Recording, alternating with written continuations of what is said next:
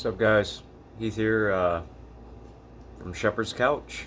Um, I had my 6 month um, checkup today. A lot of poking and prodding, and blood draws, CT scans, the whole 9 yards. The hospital is really understaffed, and I'm one of those people. Man, you got a hard job, especially with everything that's going on. Some of you may know I'm an anti-masker. I have been from the beginning, and it's not because because I know how a virus works, and I know that a mask doesn't prevent you from getting a virus.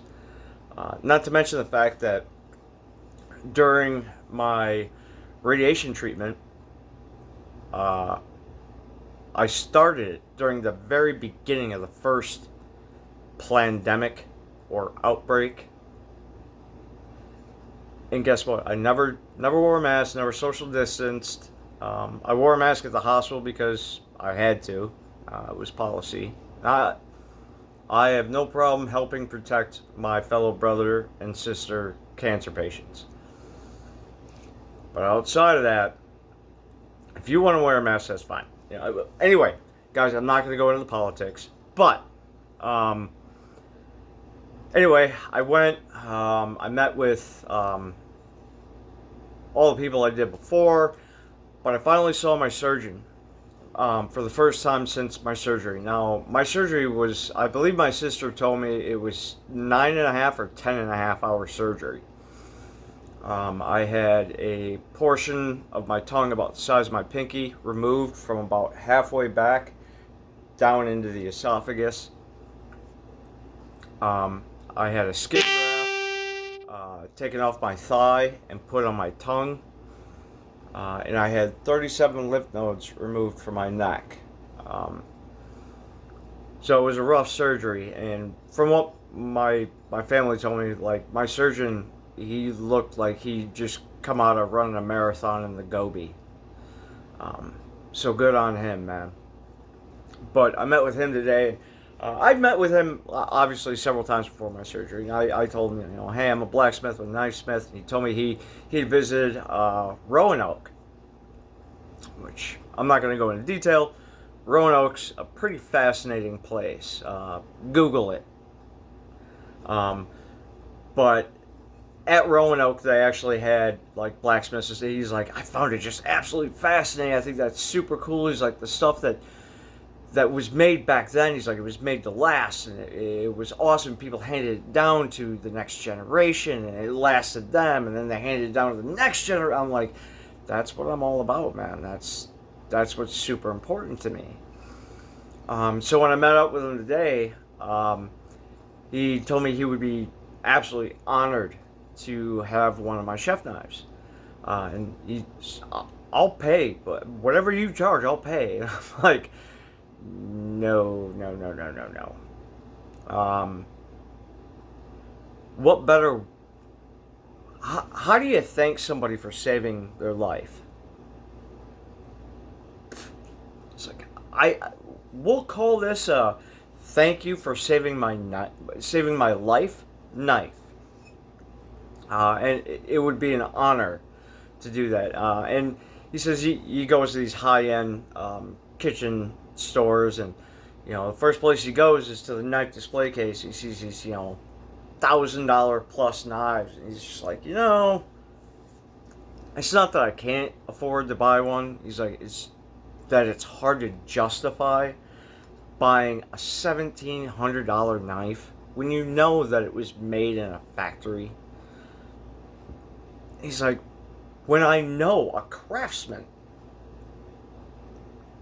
that I believe could make a knife just as good, but it's made with love and hard work and dedication, perseverance, I was like, right on. So yeah, I will be making my surgeon, Dr. Aaron Wieland, a chef knife, and it would be my honor.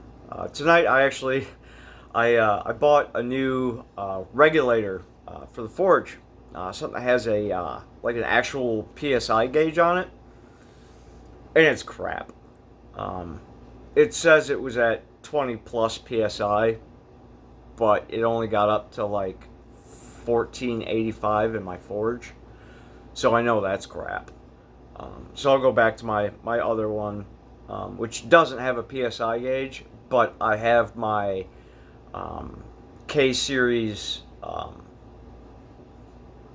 pyrometer, so I know where it's at. Anyway, I tried to quench a couple of blades tonight with that thing, and it didn't work out. I don't know if you can see the scratches in there from my hardness file, 50 hardness file, cut right into it, like it was not even there.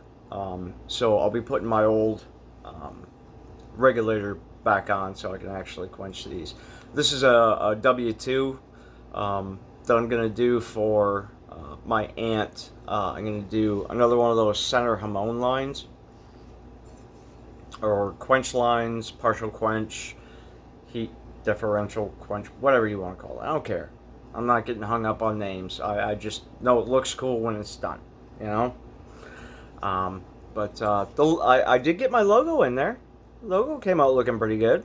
So we'll have to re-quench these, which is fine. I mean, there'll still be a very mild pattern in there, because the same thing happened with my other aunt's first knife. Is I didn't get it hot enough, but it created kind of like a double quench line, which looked really neat. So I'm not upset that this happened. Whatever. I was experimenting with a new regulator. It is what it is. But yeah, I'm super excited that I got a clean bill of health today. It was kind of surreal, man. I was afraid. I was afraid. I've been afraid for a long time. Paranoia level skyrockets, man. Like every little thing, you're like, oh my god, is it back? Is it back? Is it back? It's back? Oh my god, is this something I should worry about? And when all was said and done, you know, I'm leaving the hospital. I go up to the fourth floor where my car is. I get my car, turn the key, roll the windows down, and I just started sobbing. I'm not ashamed to admit it. Not one bit. Not at all. I have been through some scary, scary things. And I have been through hell. I know some people that I think would be better off, everybody would be better off if they just didn't exist. So I can only think of one person on the top of my head that I actually feel is just a horrible representation of a human being, and his family and everyone around him would be better off if he were gone. I wouldn't wish this on him. That's saying a lot. I'm a firm believer that all people can be good, except this one person. And it happens. There are just horrible people on this earth. There are. They do exist. But yeah, I wouldn't wish radiation treatment or cancer treatment on anybody. It's pretty horrendous. Like I've said, I mean, this has been the best and worst part of my life. How has it been the best? I've changed my life. I quit smoking. I cut my drinking down by 90%. Now every once in a while, I sit down and I just enjoy a glass of wine. And that's okay.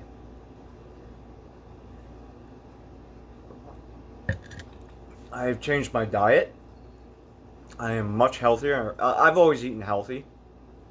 Big foodie, but I'm eating even healthier now. I'm mixing it up. I'm trying different things, which is awesome because I'm testing my culinary attributes. So positive things have come out of this, and that's how you have to look at it. You gotta take the bad for a learning experience, and take the good that comes from it as it's just a good thing. I mean, I'm 41 years old, man. Some guys my age, they go through midlife crisis at this point. Me, I went through cancer. Cancer was my midlife crisis. You know? Crap, I remember I was just talking to a guy across from me. We were waiting to get blood draws. And he had cancer on his kidney.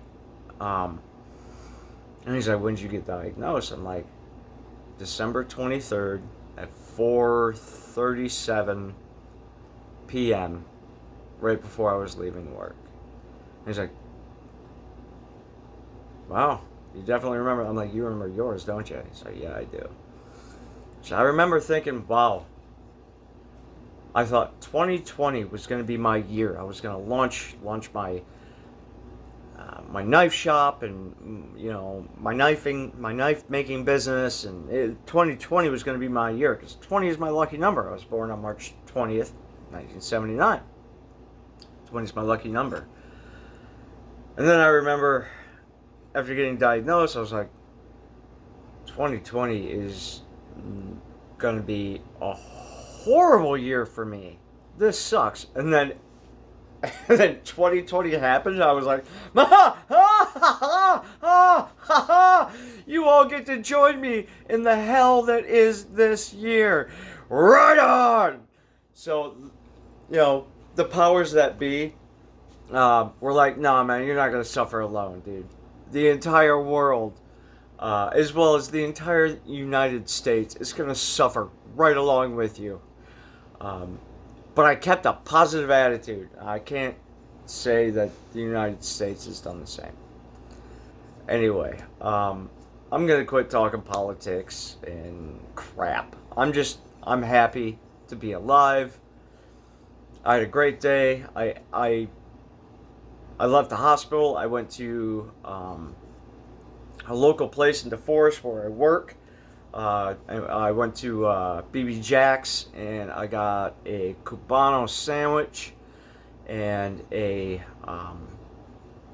IPA beer, Unsung Hero, they call it, and it was amazing. That was my celebratory lunch, my celebratory beer. It was amazing. Tomorrow I'm going to work with Owen, and we're going to get some work done. So, anyway, guys, sorry for the long video, but it had to be done. So, from Heath here at Shepherd's Forge, thank you all for your support, your kind words, your prayers. Much love from me and my buddy Rex, and thank you again for your support and your love and your kindness. It goes a long way, and it's felt and appreciated. So, y'all have a good night, and we'll see you on the next video. Bye.